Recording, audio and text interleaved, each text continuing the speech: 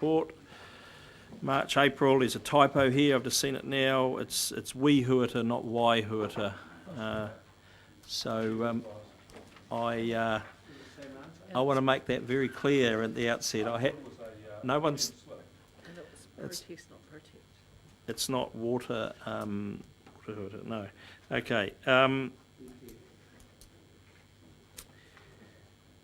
It's there in front of you, really. Councillor Dick and myself did have a chat to the Honourable Craig Foss around Gisborne Rail, just to give him a bit of an update of where we were at, the discussions. I mean, he hadn't really been kept up to speed.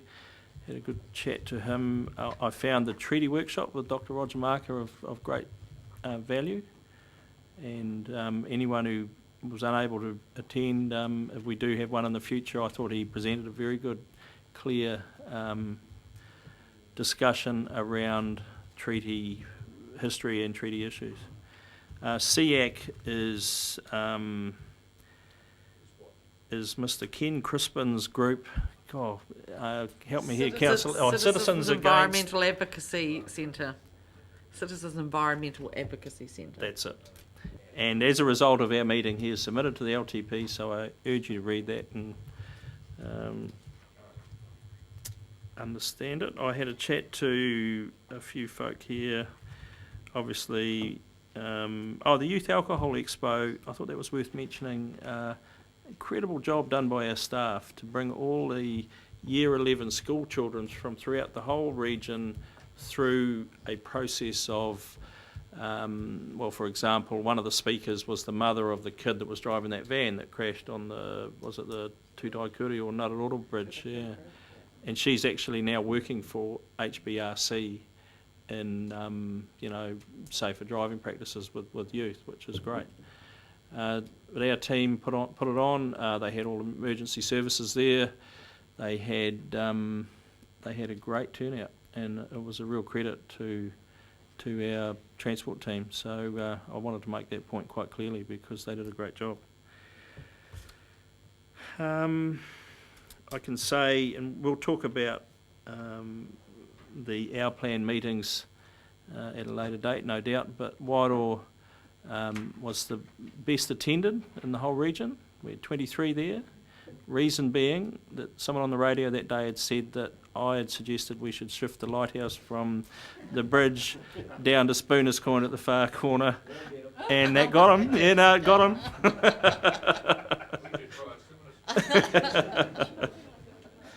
So, it was interesting, but yeah, varying success from very low to medium. I think our strategy on engaging with the public over these issues is it's been kicked around for as long as anyone's been here, but there must be a better way.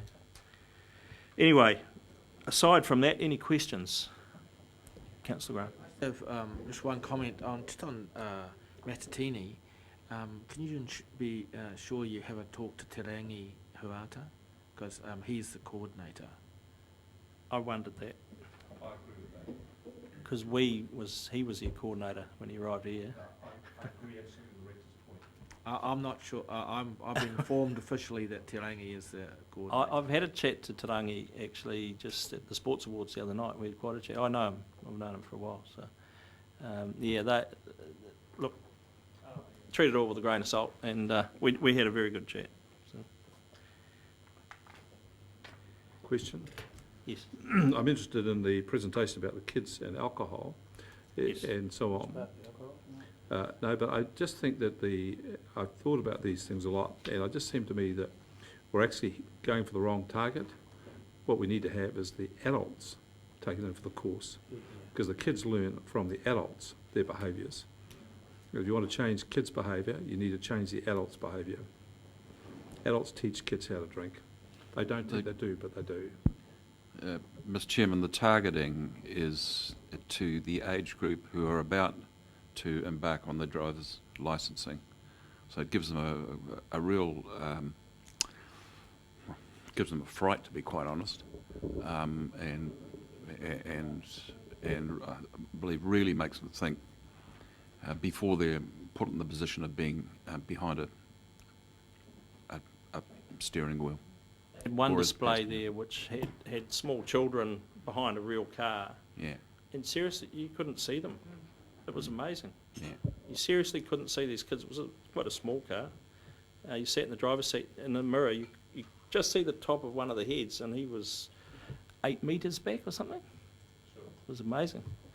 So, yeah, your point is a good one, and I think, without being too accurate in my description here, but we do more than just the youth expo as far as alcohol education goes. Yeah. As very successful and significant, and other areas are emulating it. Right. Even though other areas like Horizons are dropping right out of road safety. Moved and seconded, is that correct? Yeah. That was correct. All those in favour? And against? Carried, righto. Minor items, if you could hand those out. Just very quickly, there's been a range of discussions since we've been here around, what we have done in the past, and I just thought it would be useful for everyone to get a small, this wee copy to glance through it at your leisure and just look at what we have been doing as far as some of our soil management stuff goes. It was an incredibly successful program.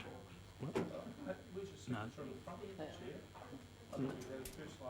I actually saw one. I can sign them if you want. $1.99. $1.99 to a charity of your choice. Yeah, I'll sign them. Don't bring up the lighthouse again, Councillor Graham. Anyway, I'll let you deal with that at your leisure. Energy Futures, Councillor Belford. Yes, I think it was on the 20th, we had a first meeting of, sort of a soft launch of the Energy Futures project. There were about 30 guests there representing a variety of central government agencies, and ministries, Fenton, Liz, Tom Skirman from our side, myself, a number of environmental folks, a variety of private sector people from Unison, some of the other power companies. So a pretty good distribution of folks. I think a successful day. The attendees had been given a draft stock take that presented a bit of a profile of what Hawke's Bay's energy situation is. And so much of the presentation side of the meeting had to do with conveying that information and getting everybody on sort of the same page as far as where does our energy today come from, how does it get used, et cetera, et cetera. And there were some breakout type sessions to try to identify both sort of what people saw as the issues to be explored going forward and what that process might look like. All of that is being compiled up by the consultant who ran the day, a fellow named George Hooper. And I think I've seen he's indicating that he'll have pulled all that together. People were given some homework as well to react to the day, make further suggestions, so forth. All that's being collated into a report he'll write up, I think he said by the end of the first week of June in some email I saw. And then we'll need to figure out what the next steps are to unfold the process, basically. But I think the reactions that I've heard were all pretty positive to it, so I think it was a decent send-off. Had a little bit of fractiousness here and there at times, but everybody weathered the storm. So. I'll just endorse that report, although unfortunately I was unable to stay for the whole of the session, had to come back here for another commitment. But I think, once that initial framework is done, the point of that particular workshop was to, I guess if you like, put a framework around how the consultation is going to occur, among a number of other things, and what's going to be in the general direction. So it will also come back to a appropriate committee of council for your information when the report's been prepared, as Councillor Belford's indicated.